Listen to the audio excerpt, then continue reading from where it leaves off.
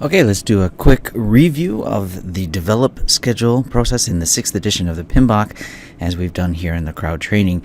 And just to quickly look back, starting with the inputs, right? We started with the project management plan, and that was all the different plans, not just including the schedule, but obviously the schedule materials are going to be very important, like how we're planning to manage the schedule, how we want to use it, where it's going to be located. But any other management plan also is of use because we want to know, how are we managing scope? How are we managing risk? So all those different plans definitely come into play. So schedule and scope and all those in the project management plans. Also, you had a various number of project documents.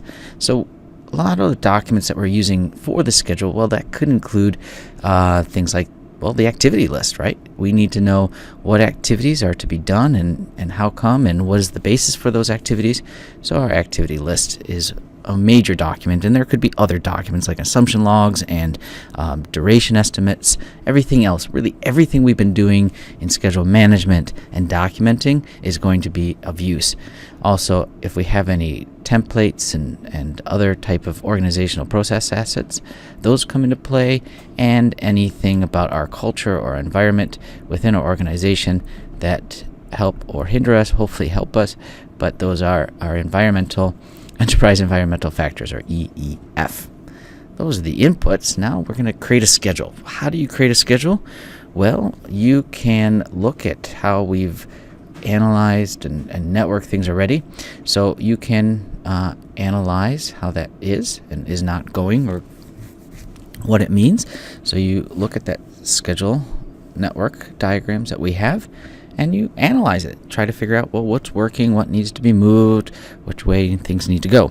Also, we have the critical path, where we look at our diagrams and look at, which of those paths are the most important. So that's a critical path method in terms of time, so that we know that this path, compared to any other path, has the least amount, or practically no amount, of slack or float or things that could allow it to be moved or sag a little, and that's our critical path method.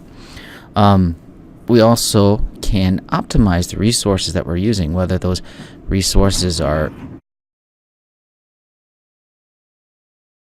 people, or if those resources are in fact things like equipment or trucks or people,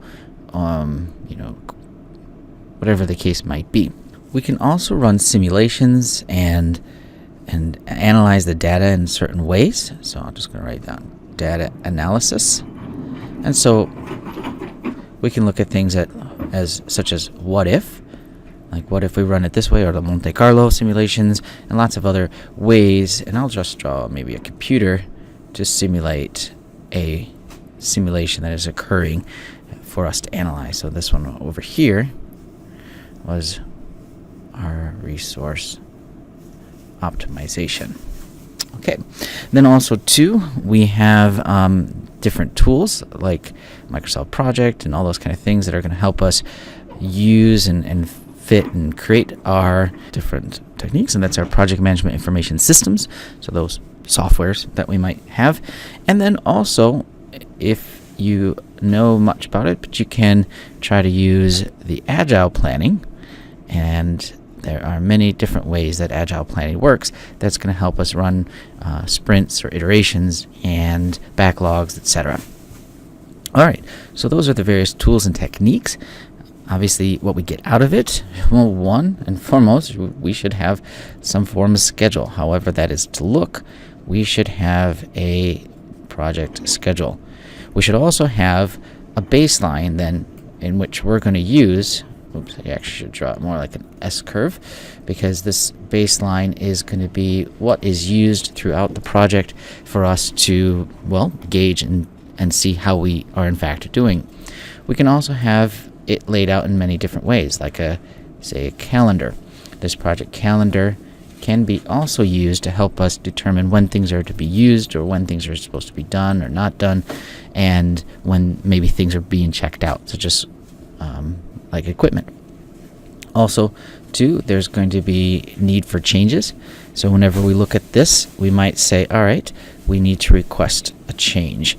And then you might also be updating what we've been working on from the start. So our project management plan is going to be updated, and the project documents are going to be updated based on the new information that's been added from our analysis and our development of the schedule.